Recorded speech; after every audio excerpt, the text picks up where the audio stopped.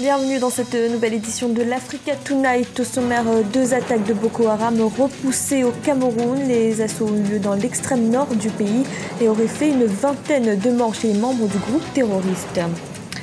Le Bénin dans l'attente des résultats des élections municipales et locales du 28 juin dernier. L'Alliance Renaissance du Bénin et Réveil patriotique a de son côté fait un bilan des scrutins avec ses militants. Et le forum sur le contenu local a débuté mardi à Libreville au Gabon. L'événement vise à optimiser la participation locale dans les secteurs pétroliers et gaziers. Mais tout d'abord, le cerveau présumé des attentats du groupe terroriste Boko Haram perpétrés dans les villes de Jos et Zaria depuis le début de la semaine a été arrêté ce mercredi par l'armée nigériane. Son interpellation et celle de 2 de ses complices a eu lieu dans l'état de Gombe au nord-est du pays. Pour rappel, ces attentats avaient fait au moins 70 morts. Et le groupe terroriste Boko Haram est également à l'origine de 2 attaques dans l'extrême nord du Cameroun, des assauts repoussés par les forces de défense camerounaises. Le bilan provisoire fait état d'au moins 20 morts chez les assaillants. Deo Grassaspodo. Le Cameroun toujours sous la menace de Boko Haram. Mardi 7 juillet 2015, 2 localités de l'extrême nord du pays ont été ciblées par une double attaque du groupe islamiste. Si le bilan exact du nombre de victimes semble difficile à établir, les circonstances des attaques par contre sont plus ou moins connues, à en croire les autorités militaires. Ces dernières se veulent toujours rassurantes. Croyant prendre nos positions au dépourvu à faveur de la nuit. Environ de 4 heures du matin, ils sont arrivés lourdement armés comme d'habitude à bord de véhicules 4x4 et de motos. Et on les a repoussés. Nous nous sommes rendus compte qu'il y avait 3 corps qui gisaient sur le terrain, tout comme il y avait d'immenses taches de sang, ce qui présume que le bilan pourrait être plus important que celui que nous avons matériellement sur le terrain. Donc la situation est calme et je dois vous dire que les forces de défense n'ont jamais desserré de dispositif. Le chef de l'État continue de mettre des dispositions conséquente, n'est-ce pas, à la proportion de la menace. Cela fait presque 5 mois que Boko Haram n'avait plus frappé dans cette région du Cameroun. Mais en attaquant cette fois-ci Bodo, une localité près du lac Tchad,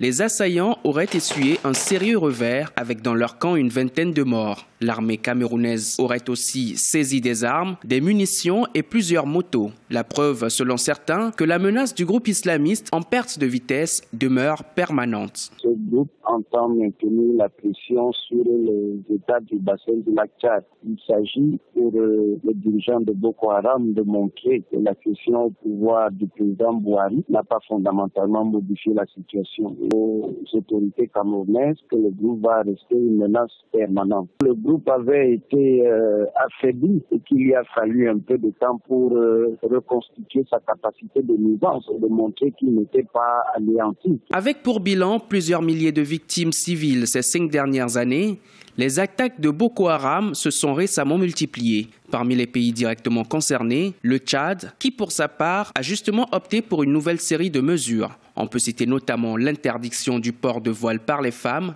le rapatriement des étrangers en situation irrégulière ou encore la fouille systématique des maisons et des véhicules jugés suspects. Au Burkina Faso, le Premier ministre Isaac Zida est toujours sur la sellette. Le régiment de sécurité présidentielle, avec qui il est en crise ouverte, continue de demander sa démission. Et les concertations menées actuellement vont dans ce sens, malgré le soutien d'une partie de la société civile. Idolette Mirabel-Bissou. Au Burkina Faso, l'étau se resserre autour du Premier ministre Isaac Zida après sa visite en Côte d'Ivoire. Malgré le soutien d'une partie de la société civile, ses frères d'armes du RSP, régiment de sécurité présidentielle, restent fermes par rapport à sa démission du poste du Premier ministre.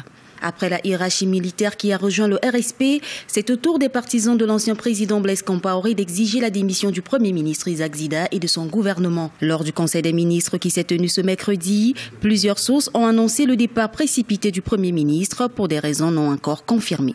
Nous souhaitons que le commandement de l'armée puisse prendre toutes les dispositions afin que ces dérives que nous avons constatées, comme menace de la continuation de la transition, cessent.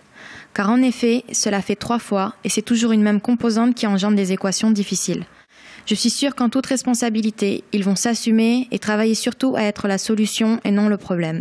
C'est le plus important pour nous. En ce qui concerne la tentative présumée d'arrestation du Premier ministre le 28 juin 2015, Le gouvernement, dans un communiqué rendu public, affirme que c'est face aux rumeurs qui remettaient en cause la sécurité du Premier ministre que la gendarmerie a entrepris de mener des investigations sur certains éléments clés du RSP. Aujourd'hui, les partis politiques n'ayant pas soutenu le maintien du Premier ministre à son poste, la société civile à elle seule ne peut pas influencer, contrebalancer la position du RSP sur la question. Par ailleurs, il faut savoir que ce qui s'exprime au titre de la société civile n'est qu'une faible partie de la société civile réelle, qui compte autour de 15 000 organisations au Burkina Faso. Le débat sur la démission ou non du Premier ministre Isaac Zida fait couler beaucoup d'encre au Burkina Faso et pose le problème de la légitimité de ce dernier. Après le retrait du soutien de ses frères d'armes du régiment de sécurité présidentiel, les hauts cadres de l'armée se sont prononcés pour la mise en place d'un gouvernement de civils. Dans l'actualité également, l'ancien chef de la junte guinéenne Dadis Moussa Camara a été inculpé dans le cadre de l'enquête sur le massacre du 28 septembre 2009 à Conakry. Une décision de justice qui fait suite à son audition ce mercredi par 2 juges d'instruction et un procureur guinéen. Dadis Moussa Camara se trouve à Ouagadougou, au Burkina Faso, et y vit en exil depuis 2010. Le Bénin est dans l'attente des résultats des élections municipales et locales du 28 juin dernier. De son côté, l'Alliance Renaissance du Bénin et Réveil patriotique a fait le point sur les procès-verbaux reçus de ses représentants dans les bureaux de vote. Ils seront confrontés aux résultats de la commission électorale. Un reportage de notre correspondant Lefty Ouno.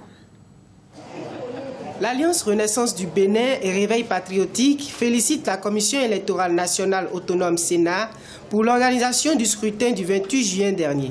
Une semaine après les élections, les populations ainsi que les états-majors des partis et alliances de partis politiques attendent toujours d'être fixés sur le verdict des urnes. Au niveau de l'alliance RB-RP, les procès-verbaux rapportés par leurs représentants dans les bureaux de vote seront confrontés aux résultats officiels de la Sénat. En attendant que les résultats définitifs soient faits, il est important pour nous d'annoncer, d'informer les militantes et les militants, les sympathisants de notre alliance des résultats que nous avons obtenus, qui ne sont rien d'autre que la compilation des PV dans les bureaux de vote. L'objectif à moyen terme aussi, c'est d'éviter que ces résultats ne soient touchés. Pendant ce temps, la Commission électorale nationale autonome procède à l'examen des documents électoraux. Au total, 546 cantines en provenance des centres de vote sont en cours de dépouillement au siège de l'institution. La Sénat est restée à la hauteur du travail qui lui a été confié et nous aurons souhaité que cela continue comme ça pour que nous puissions nous dire que cette institution est une institution qui effectivement travaille à relever le défi démocratique parce que sans élection crédible, il ne saurait avoir démocratie. Rappelons que la Sénat est la seule institution habilitée à donner les résultats de ces élections communales, municipales et locales. Le verdict des urnes du scrutin du 28 juin dernier sera connu dans 2 semaines. Au Gabon, le Premier ministre Daniel Onaondo a ouvert mardi à Libreville le forum sur le contenu local, un rendez-vous qui vise à améliorer la stratégie du pays dans les domaines pétroliers et gaziers, mais aussi à optimiser la participation des communautés locales. Un reportage de notre correspondant Douglas Toutoum. Optimiser les capacités pétrolières et gazières gabonaises, c'est l'objectif visé par le forum Gabon Local Content. Ouvert mardi à Libreville par le Premier ministre Daniel Onaondo, ce forum est une plateforme de discussion permettant d'analyser la progression du secteur des hydrocarbures et l'économie du pays dans son ensemble. Le sommet sur le contenu local est une opportunité qui nous est offerte pour partager vos expériences. L'objectif final recherché et ici étant de donner aux communautés locales les moyens de construire et de piloter leur développement selon leurs propres priorités et de façon autonome. Malgré la baisse du coût du baril du pétrole sur le marché international, le ministre gabonais du pétrole souhaite que les entreprises pétrolières implantées au Gabon prennent en compte les préoccupations sociales des populations. Il faudrait que vous puissiez réfléchir et mettre en place une dynamique qui pourrait permettre non seulement aux zones où vous exploitez le pétrole de pouvoir s'émanciper, mais également cette dynamique devra servir de locomotive à l'économie gabonaise. Pour les acteurs du secteur, le point de départ d'une collaboration franche entre les opérateurs économiques et l'État passe par la mise en place d'un meilleur environnement des affaires. La matérialisation d'une politique du contenu local efficace nécessite un cadre de collaboration qui doit être impulsé par le gouvernement. Au Gabon, la chute du prix du brut s'accompagne d'un recul inexorable de la production des hydrocarbures, tombé à 237 000 barils par jour contre 350 000 barils à la fin des années 1990. Or, le Gabon est extrêmement dépendant du pétrole. La filière représente 43% du PIB du pays, 50% de ses recettes budgétaires et 85% de ses recettes d'exportation.